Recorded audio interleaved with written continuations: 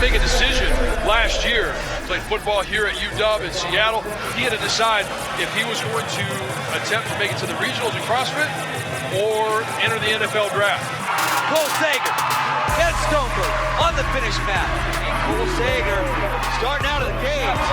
Cole Sager proving once again why he's at the top of the leaderboard. I don't think you understand how important it is to have a cheering section like that. I love every bit of them. It's amazing for me that he started CrossFit just last year. Yeah, it's like 16, 17 months. And I like the fact that he is a former college athlete. He's going to understand the pressure that he's got to be under right now. It didn't start here, right? It started back at the box, back at the gym.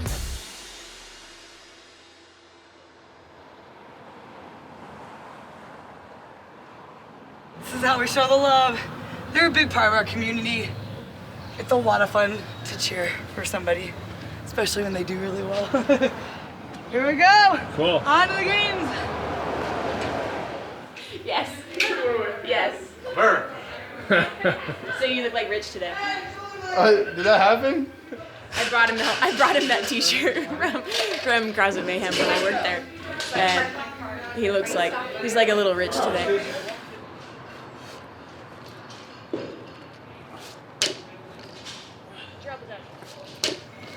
Good speed. Way to get under it. Good. Drive up. 10. Nice job. You got 2. You got 2.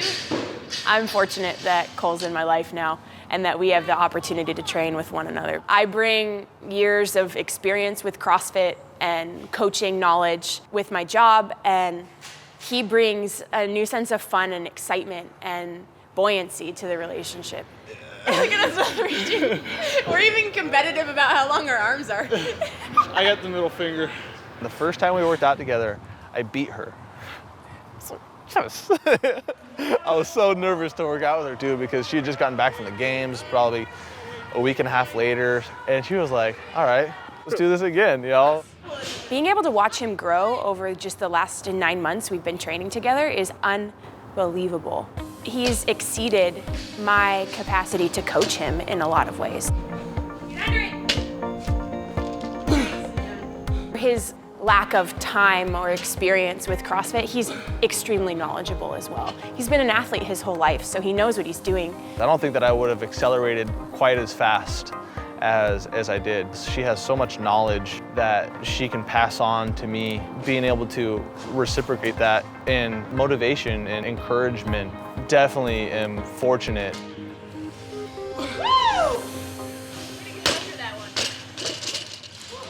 I'm way more fit than I used to be, hands down. And I think I would be a better football player now if I was to go back to it. I'd have to do a little bit more training, a little bit more agility work just to get that back. Yeah. But yeah, that game time training, man, I think people would benefit from it. I was one of the bigger athletes. I was 190 pounds my senior year.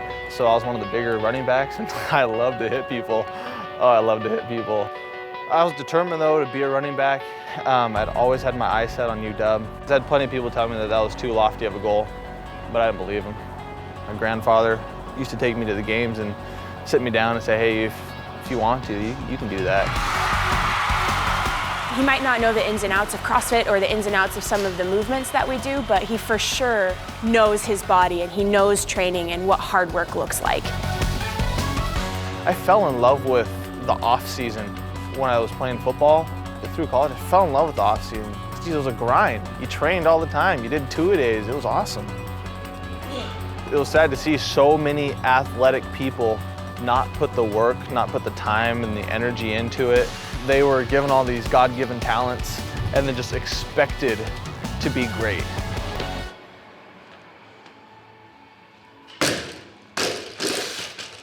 I had my best friend sit me down in Chipotle up here in the U District.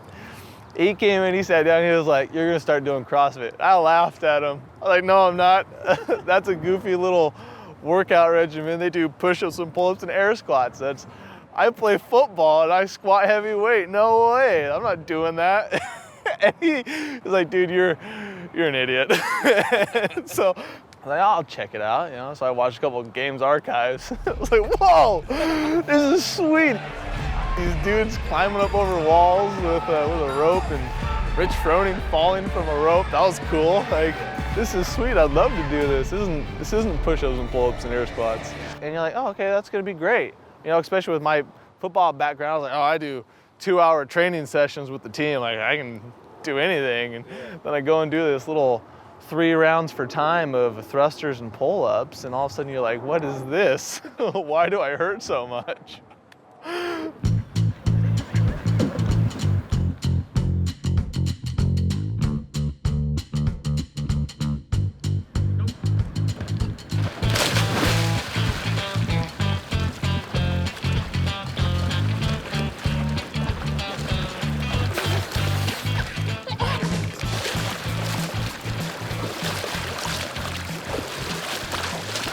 It's important when you're open water to try and triangulate a position where you find 2 spots in the distance and swim between them. And so then you have to match your breathing to when you're looking up for your point. So I would do that on a normal breath? Yeah, on your normal breath, and instead of pulling up into the side, pull your head straight up, find your focal point, turn, and then re-enter the water. Does that make sense? Yeah. Now, I definitely think that the people that do this and train all the time, they have a bigger reason behind it. It's not just because they're obsessed with fitness, and it's not just because they want to go through the grind and the pain. They have a bigger reason that they do this for. It's not empty. Cole and I both share a very big goal that we want to use CrossFit as a platform to bring glory to God and to bring more people to the sport of fitness and bring CrossFit to more people's lives. You know, I have a passion for people. It's not just a passion for athleticism. You know, I have a passion to change people's lives. Waking up every morning and going through this, being part of this, putting in the grind, putting in the training, it's always been worth it. Just if I can impact one person's life.